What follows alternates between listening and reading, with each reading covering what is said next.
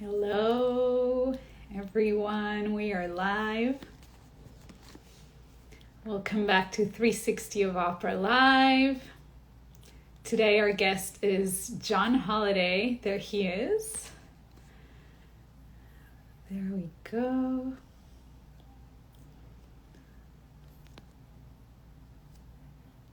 Let's add him.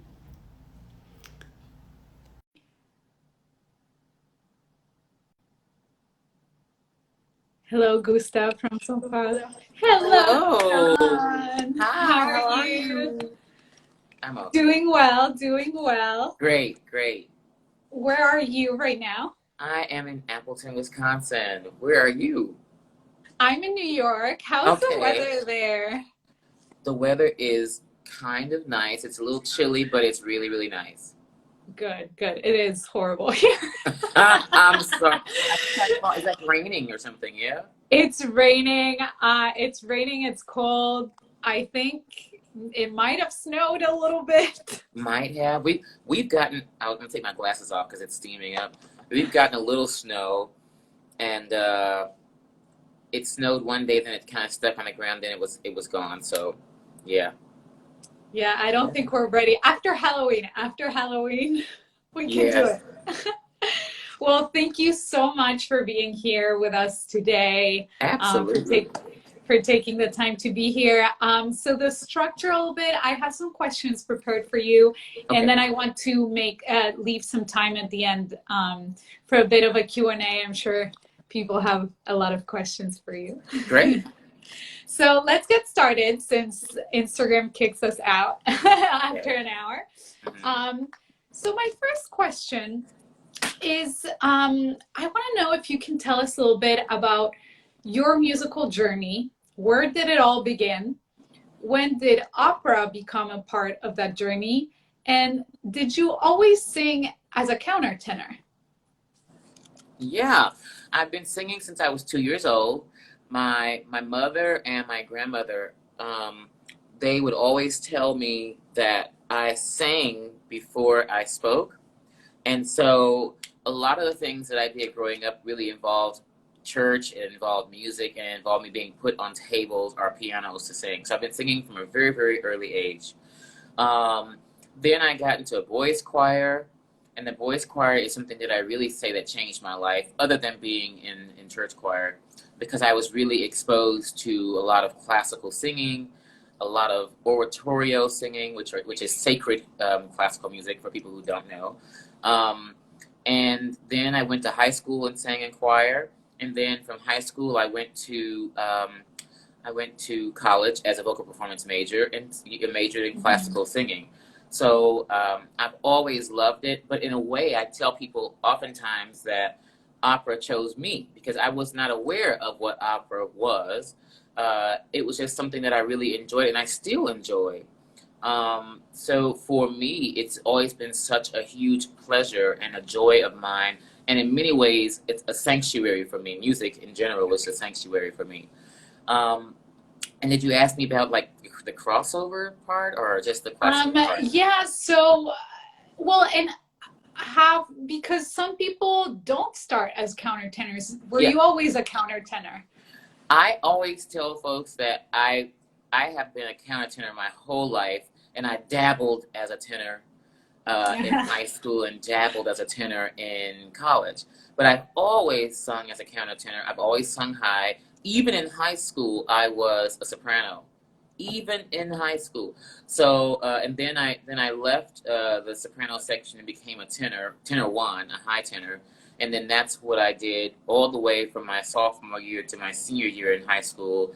And I was a number one singer in Texas and the first chair, performer in TMEA All-State. So it really afforded me a wonderful career as a high school student, but I still had the facility to sing high, and so I always did. In every choir that I had outside of school, I always sang high as a soprano. And when did opera become, um, I mean, because then after high school, I imagine it seemed like um, you never questioned that music was your path. So how was that transition into university and higher studies and focusing more on opera per se, maybe? Um, I do feel that music has always been a part of my life, and I didn't care how I was going to do it. I just wanted to do it, if that makes any sense. So the transition, Hmm. I don't even know that there was really a transition per se, but more of like I'm going to college to study music, and whatever that means, I'm going to do it. Hmm. And so when I went to college, that's what I did. I studied with Barbara Hill Moore at Southern Methodist University, and she is an African American teacher, one of the most distinguished professors of voice at Southern Methodist University. And she gave me such a fantastic foundation, a stable foundation upon which I could build the house of classical singing and then expand into other genres if I wanted to. That was all my doing, the multi-genre thing, but the classical foundation was what I was taught at SMU. So when we talk about the transition, I don't know that there was such a transition, but more of a belief that I could do it, Hmm. whatever it was. Because that's what I'm saying. I didn't really know what I was doing, if that makes any sense. I just knew that I wanted to go to college to study singing, and I was going for vocal performance. Whatever that meant, that's Yeah. what I was going to do. So that's what it ended up being for me. Yeah. And during that time, how did the crossover, the multi-genre singing evolve as the studies went on? Well, as I recall, I might have been a sophomore or a junior in college, and my best friend, Nikai Bay, who is like my brother, and he's also a fantastic producer. Um, he playing in some jazz clubs in Dallas. It was called the Balcony Club. The Balcony Club in Dallas was the first club I ever sang at ever in my life, and I was underage. They didn't know it. I knew it, but I acted. I acted like I was over 21, so I looked. I was fine.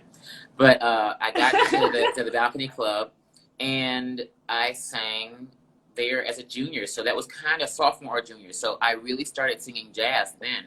I had actually never dabbled in jazz until that moment. So I might have been 20, or I don't think I was 21 yet, 19 or 20 years old when I first started singing jazz music. And I didn't actually show my teacher that for a long time until I remember her getting really angry with me because as a junior going into my senior year, I decided to finance a little CD project that I tell no one about. So I'm not going to tell you the name of it because to me it's some of my worst singing that I've ever done in my life, but it was a great exploration. Um, and I was doing, I did like a whole Christmas album, which I actually am very proud of it. I shouldn't say it was terrible because it's not terrible. Actually, at that moment, I think it was the best that I could have done. But I was a very young kid, and and I was really, really interested in creating my own box because what I know for sure is that people put you in boxes, and I just refused to be put into one.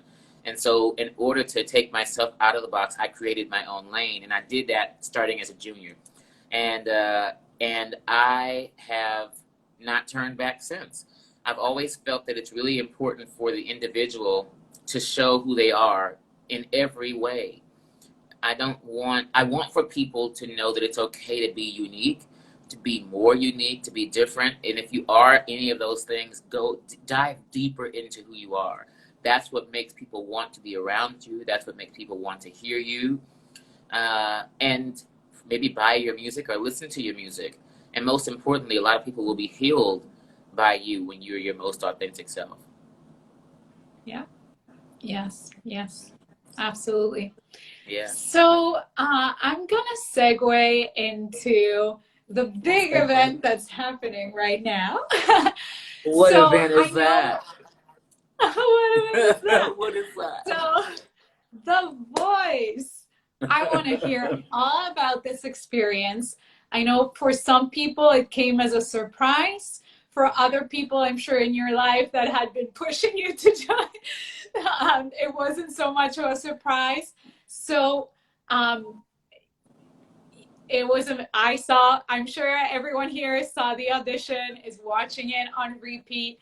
This was the Yes. blind audition, which is the first step, let's say, into the televised competition. Yes, yes. So can you tell us everything about it? How did you decide to do it? How did you pick your song?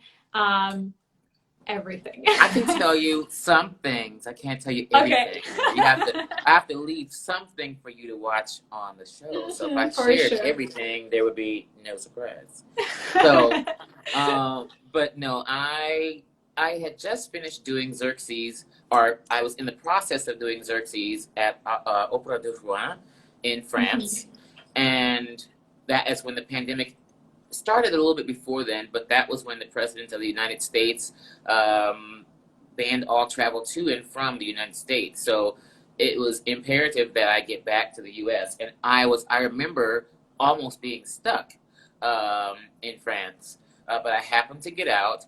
So I came back home and I thought, what can I do to continue sharing the gift of music? What can I do to share what I think is one of my callings in life, just to share love and peace and joy, and to remind people that there is hope. And then there was a notice for The Voice, so I auditioned for The Voice, and there were about, to my knowledge, if I'm correct, I think 40,000 people auditioned for The Voice, and by the time the show finishes with the airing of the blind auditions, each person who gets a chair turn will be in the top 40 of or the 40 that are chosen for The Voice. So I used to be very good at math, but I cannot remember right now what that percent is. But imagine having 40,000 people and then it getting dwindled down to 40. So that's really cool and special and quite unique.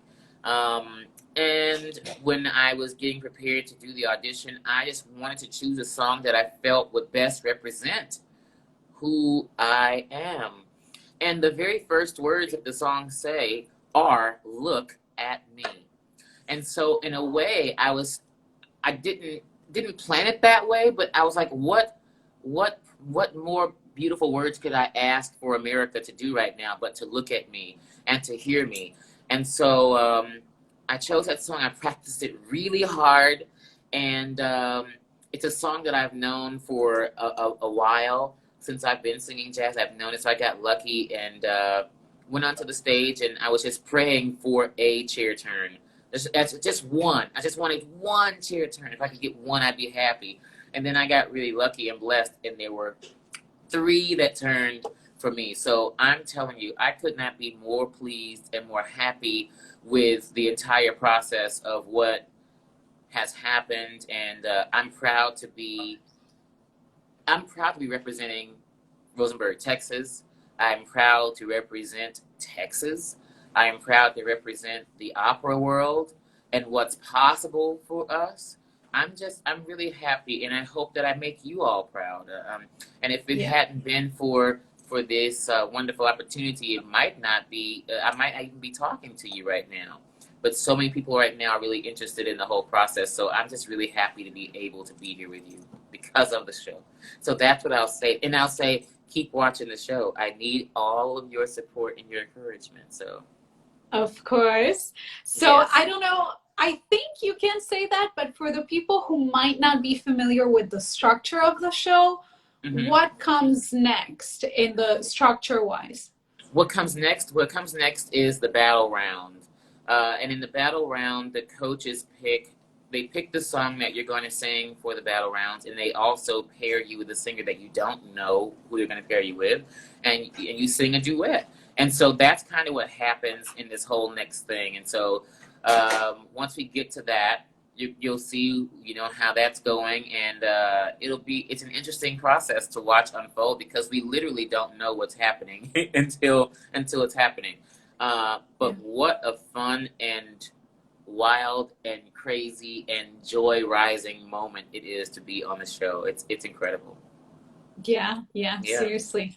Mm-hmm. So my next question, which is connected to this, is what similarities and differences do you see between the opera world and the crossover multi-pop genre world, and how do you think they can inform each other and maybe teach each other things. I think there are similarities in music across the globe, you know, across the spectrum, I should say. I think that really good music tells a story. There's always a story. There's something to be said, and oftentimes music is the outlet for us to say something that we have in our heart that maybe we couldn't speak, but we can sing it. And so I feel that opera does that. I feel that jazz does that. Country music does that. Pop does it. That's why we are drawn to certain musics. You know, Yeah. I happen to have an eclectic love and taste of music. I love rap. So when I'm listening to a great rapper, I love to hear a story. Opera does that. I don't think that there is any difference. And I understand there are a lot of folks out there, probably some who are watching, I don't know, but there are some folks who really feel that opera is far from them. It's something that goes far, far away from who they are or who they know. But in fact, opera is much closer to us than we think. I oftentimes tell people, I know that we want you to understand, and there's a thing that gets in the way. You know, we have the surtitles that are there. But it's important for me when I'm talking to people, especially youngsters, I'll always say, just listen to the music.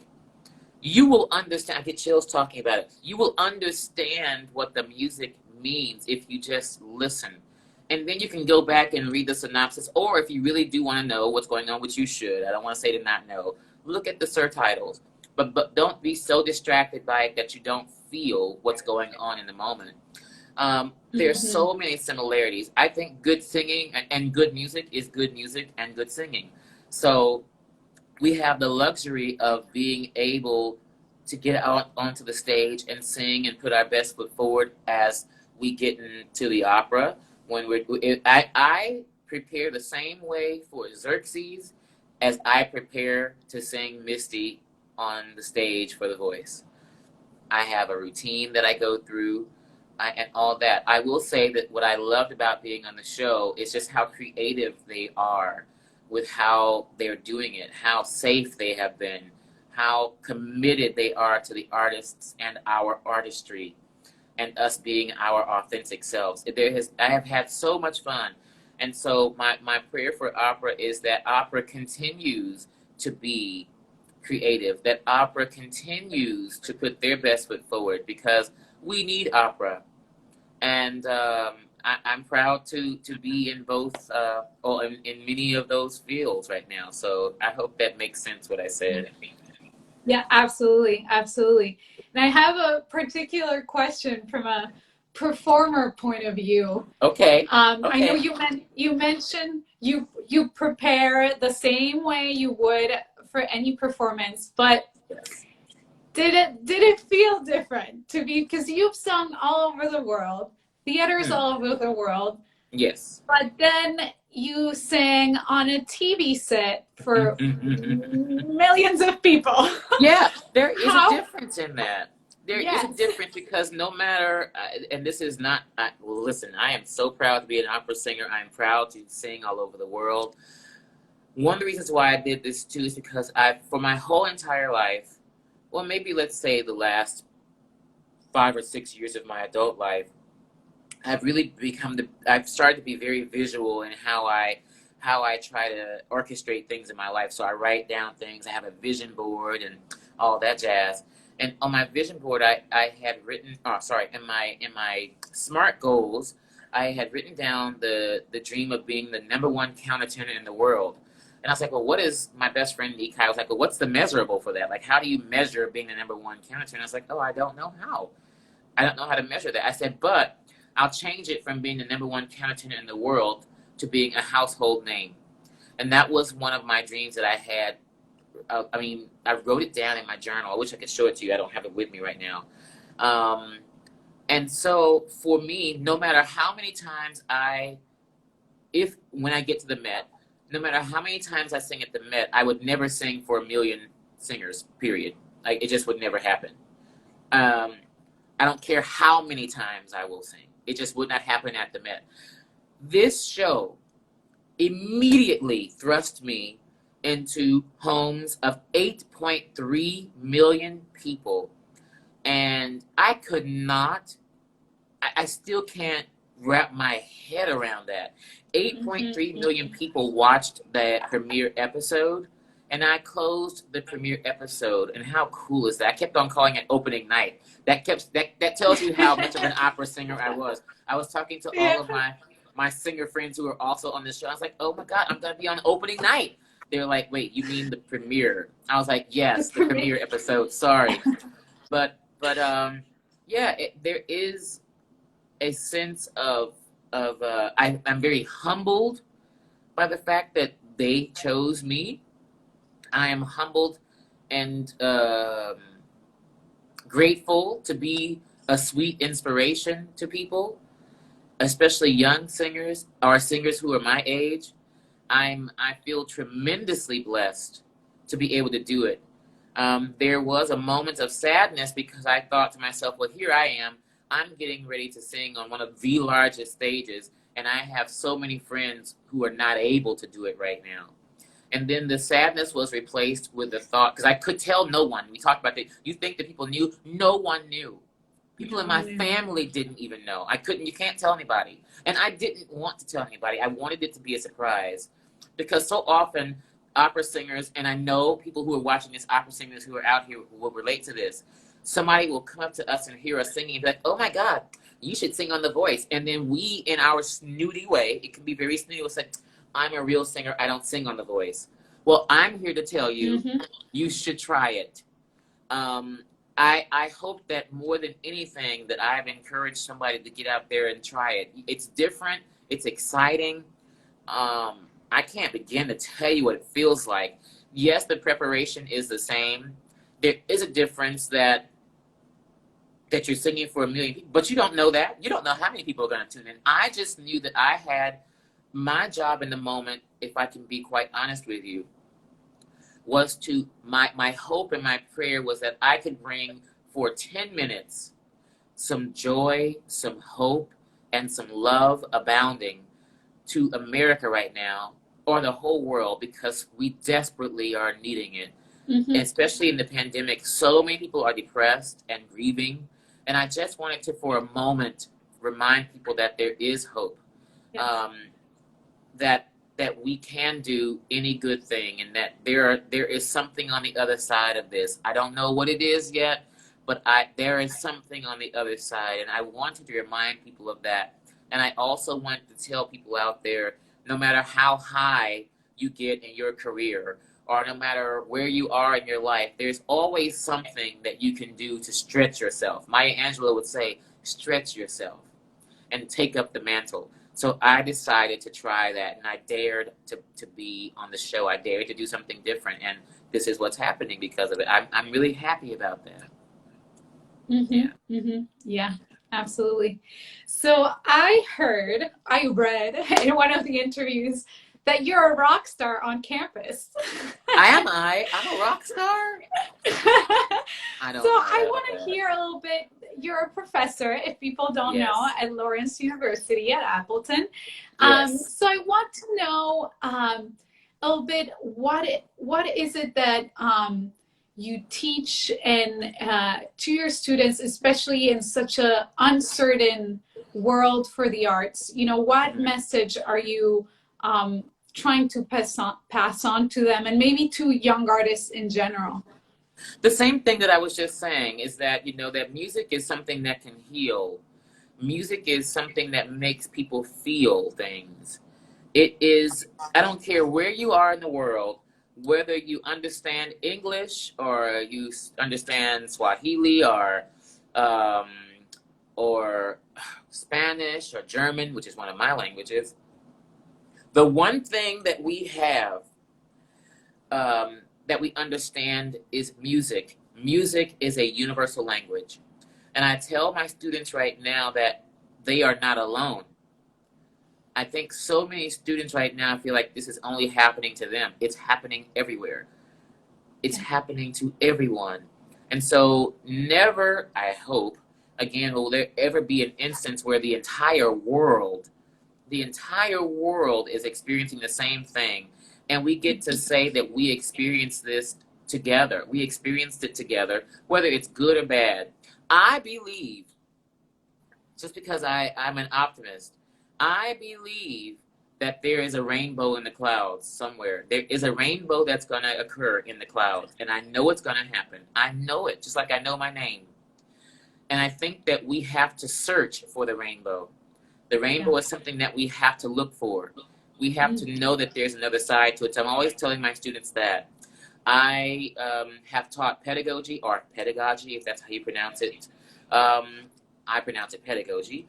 I taught that. I have taught for the last 4 years at the Conservatory of Music at Lawrence University as an associate professor of music, voice, where I teach musical theater, I teach opera performance, I teach jazz, some songwriting, and I teach music education majors. So I just love teaching. I come from a family of teachers. My grandmother, Big Mama, who you guys see on the video, she was on Yeah. there. She was clapping, and her and my mother. My grandmother was a teacher, and so was her sister, and my aunt Brenda's children were teachers. So I just come from a family of teaching, and it is really important for me to share what I know and what I have with other people. Wherever I go, I always try to do master classes or just speaking with young people or people. I would not want to be in this industry and not give back. And I'm not talking about just singing. I can sing all day. I can, and there is a beauty to that. I love that. But there is also a necessity for me to give back. I have to do that in some way. And in my way of doing this is by teaching. And I always tell people I am a tough teacher. I'm very nurturing, but very tough. And I love my students fiercely, and they love me fiercely. I would do anything for them. And I just consider myself, my professor would say, she was anointed and appointed. And I feel the same way. I feel anointed and appointed to be a teacher. I love singing. I love the singers that I teach. And I just love people so very much. So I consider it a great big privilege to impact someone's life and to make them aware of who and what they are meant to do and be in this world. There is nothing more beautiful than that. Absolutely. And do you, because I've heard people say this also as a teacher, do you also feel like you learn in the process Oh about my yourself? goodness. My teaching definitely informs my singing. I think it makes me a better singer because you have to practice what you preach. So, Yes, exactly. and my students are watching, and I want them to watch. I don't want to be one of those people that says, do as I say, not as I do. I want to Right. be one of those teachers who says, do as I say and also as I do. I want to be an example for them. I want to be a sweet inspiration to my students and students around the world and singers that anything is possible. You can do anything as long as you work for it. And we live in a time that people, especially younger singers, they feel as though, and I'm a part of that generation a little bit, but I'm 35. And so I'm not as in it as they are, but they are so used to immediate gratification. And if it's not immediate, then they stop. That's where you go wrong. When it gets tough, that's when you have to keep going. You have to dive deeper. You have to use it as fuel. And I want to encourage people to continue to do that. When it doesn't work out the first time, do a course correction and try it a different way. You might be still putting yourself in a box. Get out of that box. Yeah. Absolutely, absolutely. So I have a question about next season. Yes. You're scheduled to make your Met debut, and I know we Yes. mentioned the Met before. In a new, I know it premiered. It already premiered at LA Opera, but it's a new piece. Yes. Eurydice. Yes. Can you tell us a little bit about that and premiering, making your debut at the Met with a new piece? Yeah. Well, in fact, I was supposed to be making my Metropolitan Opera debut in February and March of next year in Julius Caesar singing the role of Nereno. I would have been singing all those performances, but unfortunately, due to the pandemic, Metropolitan Opera has canceled their 2021 season, so that went out of the window. But I was already scheduled to make a return for the 21-22 season singing the role of Orpheus's double in Eurydice. I'm only singing 2 of those performances, but I would say that I am the person who originated that role in LA. I sang it at LA Opera, and so I'm really excited to bring it to the Metropolitan Opera for those 2 performances. So when that happens, if it happens, I hope that people will come out and celebrate with me my Metropolitan Opera debut. That would make me so incredibly happy. Yeah, Yeah. it's a great Yeah. show, and I loved every minute of it. So even if I were just doing 1 performance, I'm happy to do 2. So come out and see that. Mm-hmm. And is there, opera speaking wise, do you have a preference for newer works, for older works? Is it all in the same world of music for you? I like music, and I like to sing. So whatever, if there's an opportunity for me to sing, I will do it. What if it's old, new, in between, whatever it is, I will sing. I love singing. Anybody who really knows me, you will catch me whistling. I whistle all the time. So I just love music. It's just in my body. Now I tend to, I mean, of course, as a countertenor, I tend to do the diametrically opposed things. I do really old Baroque music, and then I do really modern music. I mean, singing in Mandarin and German, and I love it. I mean, all of it. So I don't care what it is. If people want to hear me sing and they want to hear me sing in a role, let's see what happens. Let's discuss Yeah. it and see. I will go anywhere. I will. What's the song? I can go anywhere if it's in a book. I used to love it. So that's what I'm singing right now. But whatever it is, I'm willing to do it. I just love singing. So old or new, I'm your guy. Mm-hmm. So I'm very curious.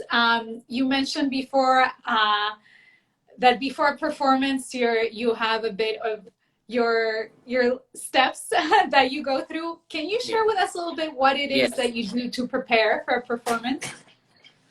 I usually I hydrate very, very much, so I drink lots of water. I used to drink like 10 bottles of water a day to make sure that's how me and I can be wasteful, and I'm not trying to be wasteful, but I have like 10 bottles of water that I drink daily, typically if I'm doing a major show. I get up in the morning, I eat breakfast around 8 or 9, or whenever I wake up, at least an hour after I wake up.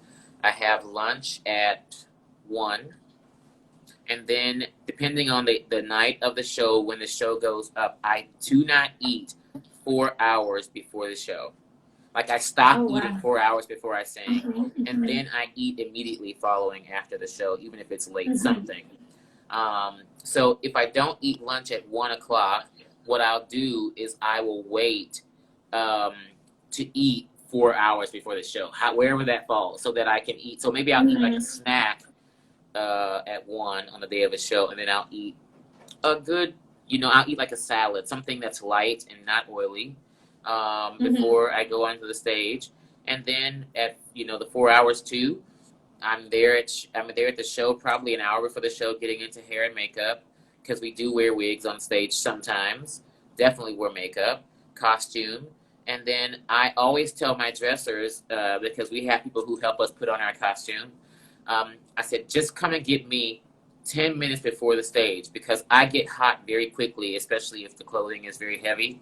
So I always have them to dress me last. I said, even if I'm the title role, dress me last, because I want to wait to put on my clothes. And I will literally be rushing sometimes to put on my clothes, because I just don't want to wear them, and I don't want them to wrinkle. I want to be pretty on stage. So I Yeah. get into my clothes at the very last minute.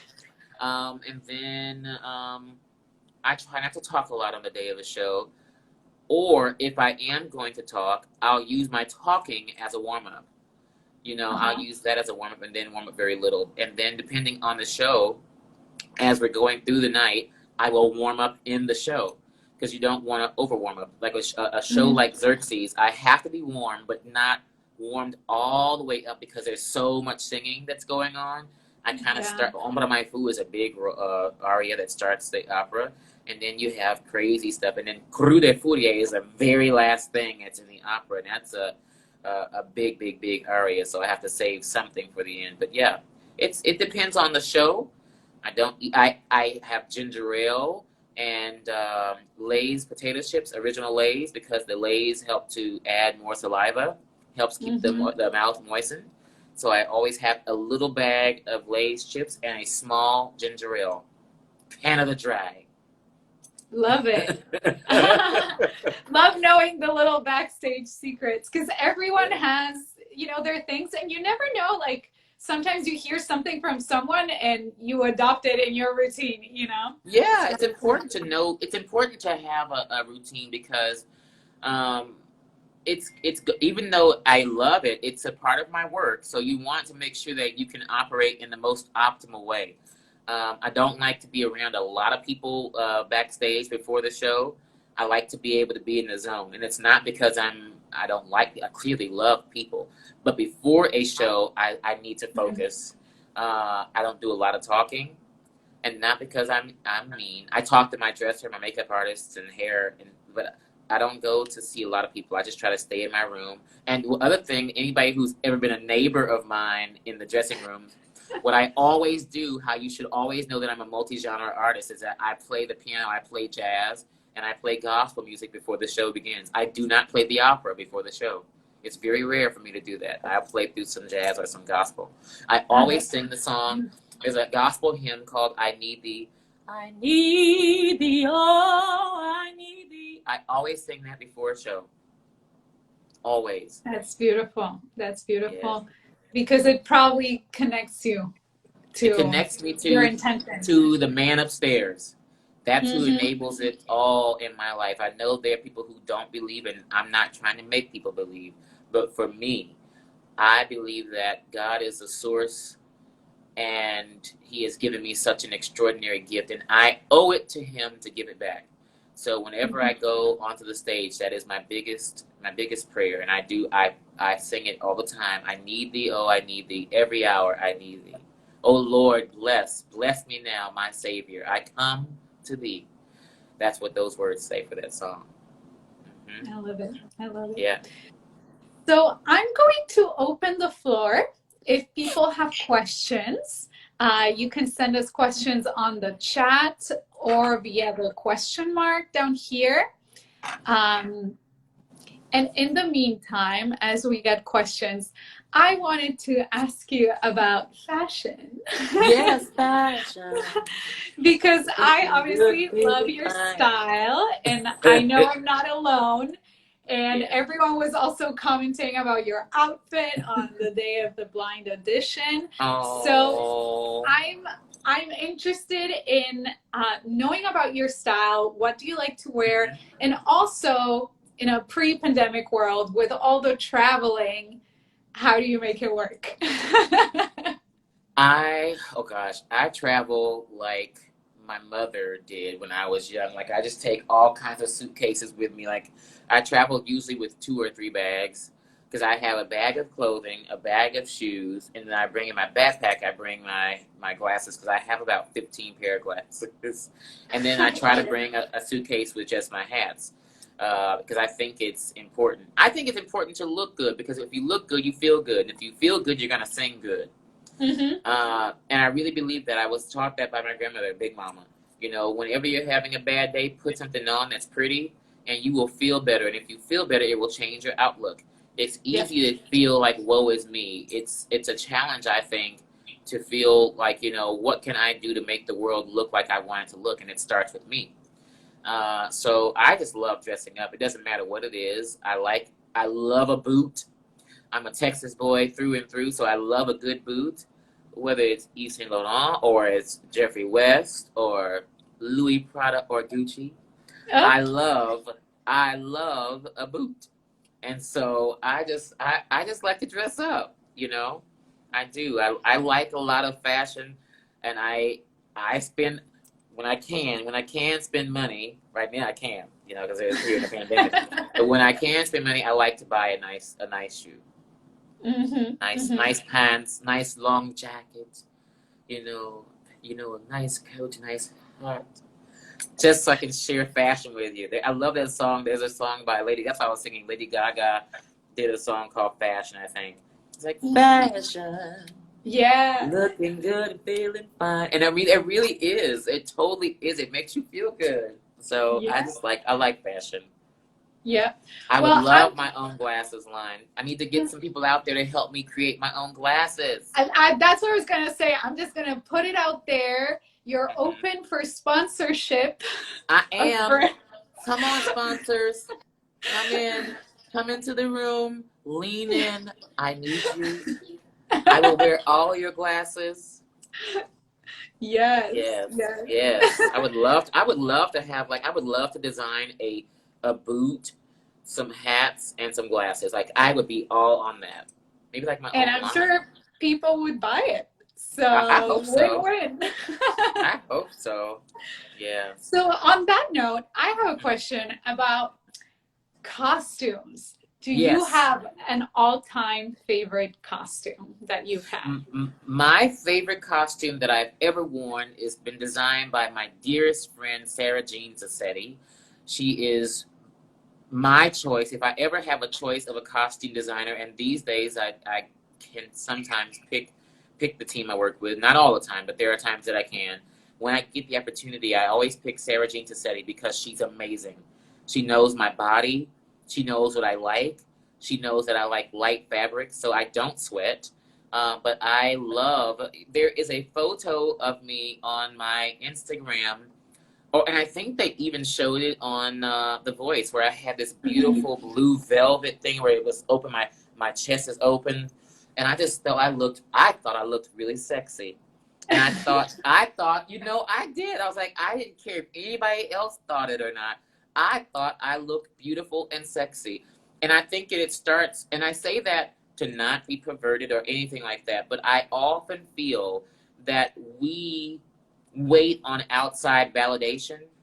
And in that moment, I felt I looked good. I didn't need for anybody to tell me that I looked good. I knew it. I knew that I looked good, not in a pretentious or egotistical way, but in just a fact. Like I felt that I looked good. Um, Mm-hmm. so yeah, that was my favorite costume. I think that's. And then there's another one that you guys don't see in there. It's also there's a light colored. Oh, I just loved it. It was like a mesh see-through blue long. I love. You can probably tell us by now. I love long coats and things like that. It was this long coat that had like a little train to it. I felt like a king. So I felt like Xerxes. Yes. Oh, yes. Yeah. So I think you raise a very important point here, that, you know, to be able to sing and to give your best to people, you have to be able to be in a good place with yourself and confidence and knowing what your job is and feeling good about yourself. Mm-hmm. Is there with all of your experience, which is a lot, you're for 35 years old, Yeah. you know, you've done a lot, you've lived a lot. Is there something you can share on that end? You know, because I know a lot of people struggle with this. I mean, especially in the time we're in now. But Mm-hmm. sometimes you have incredible, you know, singers and artists who can't find a way to get out of their way, you know, and just Yeah. believing in themselves. Oh gosh, that can be difficult for all of us. Deep down inside, there are moments where we all think, myself included. I'm a person who is very transparent. A lot of other famous singers will not say what I'm getting ready to say. I don't consider myself to be famous, number one. But there are a lot of famous singers who will not say what I'm getting ready to say, but it's the absolute truth. There are times, I don't care how far you have gone, that you doubt yourself. You wonder if you can do it. You wonder if you're good enough. And I'm here to tell you today, John Holiday is telling you that each person out there, you are worthy. You are good enough. You don't have to do, I tell my students this from the very first lesson. You don't have to do anything, buy anything, serve anything to earn that worth. You're worthy because you were born. You are worthy because you were born. The stage that you want to get to may not look like the stage that you're in right now, but utilize that stage to make it the best thing ever. Make that stage your own. Create your own lane. If there's a box that people are putting you into, get out of that box because it doesn't belong to you. And the same thing, I was doing a master class with Belmont University yesterday, and I told them this thing that I'm getting ready to tell you, all of you out there who are watching. Right now, we're all carrying, or some of us are carrying bags and baggage that don't belong to us. It's baggage that was put in your life that wasn't intentional, and it's bags that you can let go of. Your parents, your family, they didn't mean to give it to you. Your friends, your partners, your spouses, they didn't mean to pass those bags on to you, and they are not yours to carry. You can let the bags go. Erykah Badu used to sing that song called Bag Lady. Bag lady, you gon' hurt your back. Let go of those bags. Those bags aren't yours. Let them go. And when you realize that the bags that you're carrying aren't yours, it makes your life easier to go through, because you will recognize that you don't have to carry them, and you have your own things that you're trying to do. And then I'll tell you this too, on the way, promise yourself to forgive yourself for carrying them. And also promise yourself that you won't give your bags to someone else. You keep your bags. You understand that? You can do anything, and the road is sometimes arduous getting to the top.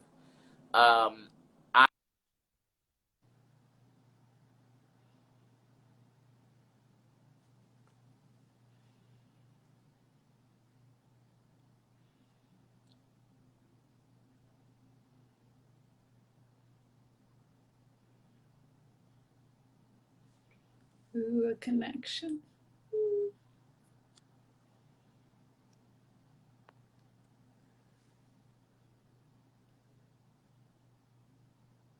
Is it my connection? Oh, we lost John. Let's see if we can get him back.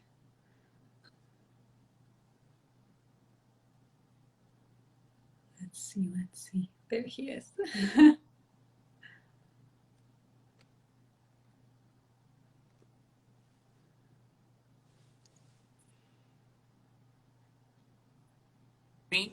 I'm sorry. I don't, it may have been mine. I don't know. I was like, oh, what happened? I don't know, but I was so into it. Oh, no, but no, what I was saying is, that forgive yourself for carrying the bags of other people, and just remind yourself to not give your bags to someone else, and to also go the distance, be the best you can. Don't think about excellence so much, because excellence is nebulous. Excellence for me is different for excellence in your life. But if you can live your life thinking about being better than you were the time before, then that makes a huge difference. And I also want to leave this with you. I always tell my students, just because you are great doesn't mean that someone else can't be great. If you are great, there is room for someone else to come to the table and sit next to you, and you can be great together. And when there isn't room, you open the table up and you put the little leaf on, and you add more chairs so that people can sit there with you and be great together. And also to not compare yourself to other people. Comparison is the death of artistry, because I could never be David Daniels or Yestine Davies or Andrea Scholl or Anthony Roth Costanzo or Derek Lee Reagan, whom I love. I could never be them. I can only be John Holiday. And I can and will, I promise you this, I will be the best John Holiday that you've ever seen. Okay? Yes. Yeah. Thank you so much for that. Yeah. It is so important to hear it from someone who's doing it, who's done it, who's doing it, and who's going to continue to do it. Trying my best. We're all very, very proud that you're just representing yourself, and everything that you are on the show. But also, I myself, at least, I'm very proud to see you there and to represent opera, because I'm on the same page as you, and I think I hope for the opera world to continue being creative and breaking boxes and realizing that it's all music and that we're storytellers. And and we all have stories to tell. And I will finish with this. I am so grateful that in my life, I get to write my own story. I am the author of this story. If there's going to be a story written about me in my life, I certainly want to be in the driver's seat. I am the author, and I'm so excited to welcome everybody to my life. And it is with great joy and pleasure that I go onto the stage and I sing, and there is not an unnoticed comment or feeling of love that passes me by. I can feel all that beautiful energy on the stage. And so when you guys and girls give me the love, I promise to give that back to you from the stage. That's my promise. Thank you. Thank You're you. very welcome. Well, I think we got a lot of love in the comments. Yay. Yay. I guess we answered all questions. Everyone here. I hope Someone so. said, I learned so much from this live already. You answered a lot of my questions. Good. Someone says here that's what my wife says. Y'all are so inspiring. Aww. Amen. Well, thank you everyone for joining us. Yes. Thank you, Have to John. run. Yes, thank you for your time, for all of these amazing, inspiring words. And we're here for you. We're rooting for you, and we can't wait to follow Thank you all. what's coming next. Thank you so much. I really appreciate that. You have a fantastic day. It was a Thank pleasure. you. You too. Bye. Bye. Bye, everyone.